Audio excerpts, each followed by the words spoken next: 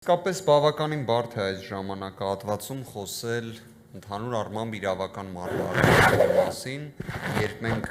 նույնիսկ տեսնում ենք, որ այն պրոակտիվ ռեժիմով է իրականացվում։ Այսինքն մենք տեսնում ենք, որ բռնաճնշումները հասել են այնպիսի մակարդակի, որ մենք կարող ենք ունենալ իրավական հարցերի վերաբերյալ քննարկում եւ դրան զուգահեռ տեսնենք նոր իրավական մարտահրավերներ։ Սա իսկապես արդեն տպավորություն է առաջանում, որ աբսուրդի ժանրից է, բայց սա է մեր իրականությունը։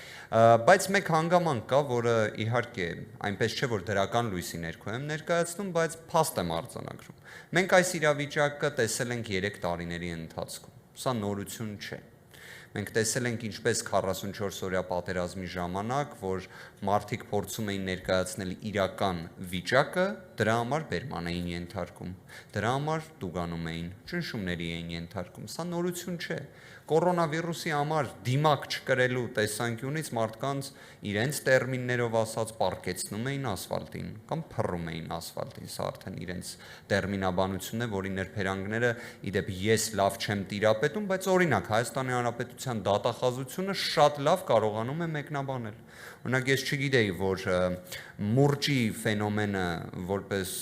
երևույթ քարոզարշավի ընթացքում օգտագործելը, ասելը, որ այդ չագուջը տալու ենք մարդկանց գլխներին, դատախազությունը իզորու է մեկնաբանել եւ իդեպ շատ բծախնդրորեն։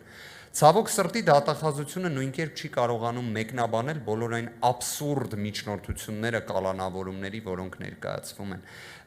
Տեսեք, մենք ինչի պատկեր ունենք, հա, Սյունիքի մարզի բոլոր ըստ էության համայնքի ղեկավարները այսօր կալանավորված են։ Հարց է առաջանում, չէ՞։ Կարող եք քրեական հետապնդում հարուցել։ Հարուցեք։ Բոլորս գիտենք, որ անձինք անմեղ են, մինչև հակառակը չի ապացուցվել օրինական ուժի մեջ մտած դատավճռով։ Գործեք հարուցում, հարուցեք։ Ինչի համար եք մարդկանց կալանավորում։ Այս կալանավորման ֆետիշը արդեն մի քիչ կարծես թե կարելի ասել մարդկայնորեն անընկալելի իրավիճակի է հասել։ Այն, որ դատավորների նկատմամբ այսօր կան հստակ ճնշումներ, բոլորս էլ տեսնում ենք։ Այդ տեսարանը նաև սահմանադրական դատարանում էինք տեսել, որի մասին կխոսենք որոշակի կարճ ժամանակ անց, բայց բոլոր դեպքերում մի հետարքիր հանգամանք նշեմ։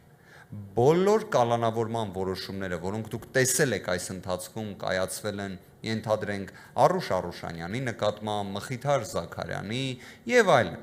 Մենք այդ պատկերում մեկ օրինաչափություն ենք տեսնում։ Բոլոր այդ դատավորներին շատ լավ գիտի փաստաբանական համայնք։ Բոլորին։ Ենթադրենք Կարեն Ֆարխոյանը, որ պետք է կալանավորեր Արուշ Արուշանյանին, նույնիսկ կարծում եմ աշխարհի ամենաօպտիմիստ մարդը կասկած չուներ։ Այսինքն ամենաօպտիմիստ, որ ենթադրենք նույնիսկ կայծակ ամպրոպի ժամանակ միշտ հավատում է, որ րոպե շուտ արևը դուրս է գալու։ Այդ Կարեն Ֆարխոյանի դեպքում այլ տարբերակ չկա։ Ինքը ինչ պետք է աներ, պետք է կալանավորեր, այլ կարծիք գոյություն չունի։ Կամ օրինակ պրոֆեսոր Չարչյանի դեպքում հայտնի Մելիքսեցյան Արմինեն, ինչի երկրորդ կարծիք կար, որ ինքը պետք է կալանավորեր։ Իհարկե պետք է կալանավորեր, որտեղ կան դատավորներ եւ կան պարզապես դատավորի, կարելի ասել, կեցվածքը ֆորմալ առումով ունեցող, բայց բովանդակային առումով չունեցող անձինք։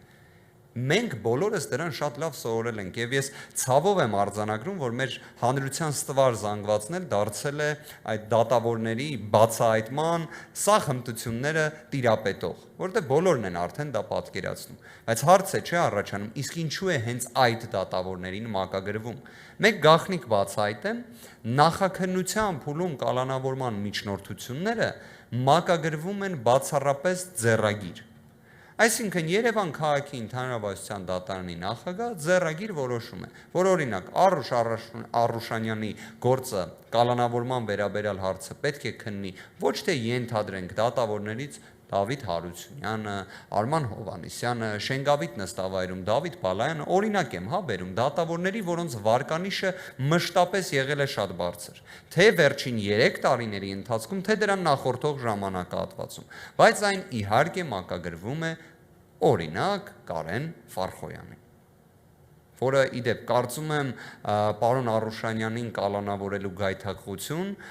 այս իշխանություններից եւ պատվերները կատարողներից զատ վստահ ունեցել են թշնամական երկրի իրավապահները։ Եվ օրինակ պատկերացնել, որ նման կալանավորման որոշում կկայացվեր նաև Ադրբեջանի դրոշի ներքո, չկասկածեք։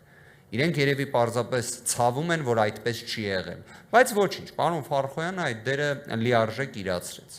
Մյուս հանգամանքը, որը կարող եմ ասել, կալանավորման բոլոր միջնորդությունները ունեն մեկ ընդհանրություն, դրանք անհիմն են։ Այսինքն մենք չենք տեսել դեռ մի դեպք, որ օրինակ կալանավորման միջնորդությունը ներկայացնեն եւ այն լինի հիմնավոր։ Այսինքն իր մեջ պարունակի անհրաժեշտ հիմքերը։ Ենթադրենք, ասում են, որ մարդը կխոչընդոտի։ Այսինքն օրինակ ամբողջ կյանքը անբասիր համբավ ունեցող պրոֆեսոր Չարչյանը ինչ որ մեկին պետք է խոչընդոտի, եւ իդեպ կյանքը ցույց տվեց, որ մենք ճիշտ էինք։ 65 վկայի լսել էին, 65-ից ոչ մեկ վատ ցուցմունք կամ իօքուտ նախաքննական մարմնի ցուցմունք չի տվել, որևէ մեկը կաշկանդված չի եղել, կյանքը ցույց տվեց, որ մենք ճիշտ էինք, որովհետև նաև այդ հարցաքննությունները սկսել էին այն ժամանակահատվածում, երբ պրոֆեսոր Չարչյանը ազատության մեջ էր, բայց բոլոր դեպքերում իրան մինչ օրս կալանավորման տակ են պահում։ Այսինքն սրանով ինչ են ուզում ցույց տան։ Կարծում եմ ուզում են պարզապես վախեցնել հասարակության։ Հարց է առաջանում։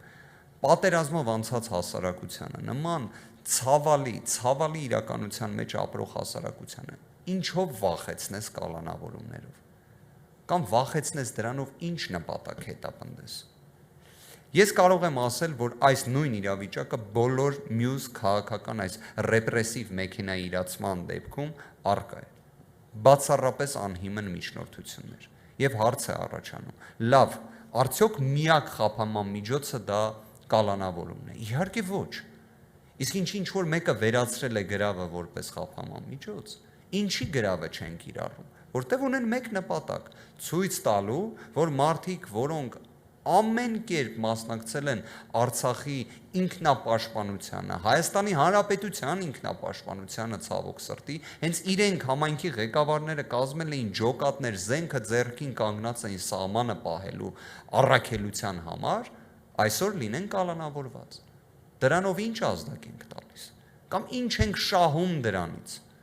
Էլի եմ վերադառնում եմ առաջին մտքին, գործ եք ուզում քննեք, ինչի եք կալանավորում։ Որտեվ գիտեն գործն էլ ինքնին անհիմն, կարելի ասել ջուր է գործը, գոնե կալանավորում ունենան, որ դրանով ինչ-որ մի նպատակի ծառայեցնեն։ Հետևաբար կարելի ասել նաև ցավում եմ, որ այստեղ ներկա չի իմ ենթադրենք գործընկերս Էրիկա Ալեքսանյան, ով ամենայն մանրամասնությամբ կներկայացներ, թե դատական նիստին օրինակ պարոն Արուշանյանի խափանման միջոցի ինչպիսի իրավիճակ է տիրել։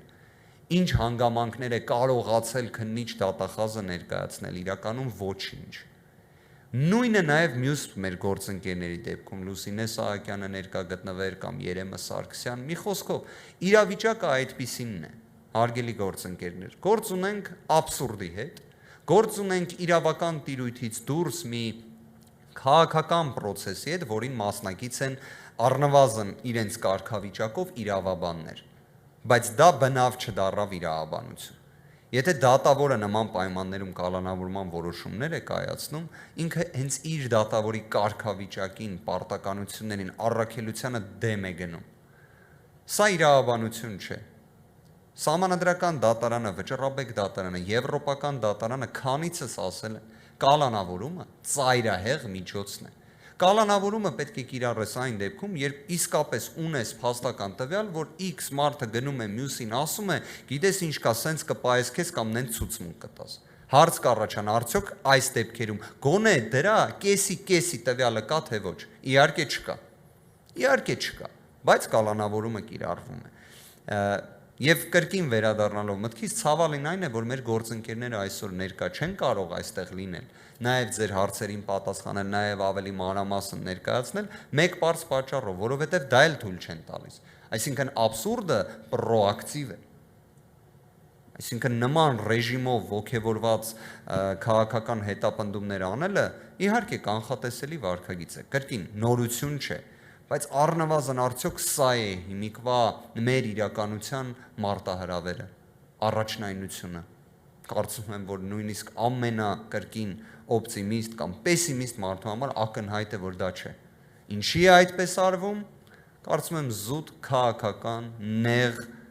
նպատակներից ելնելով։ Իբր այս հասարակությանը վախեցնելու կամ պառակտելու։ Իբր դա պակաս էին արել, բայց վախեցնելը կարծում եմ արդեն բոլորի համար է հասկանալի, որ չի ստացվելու։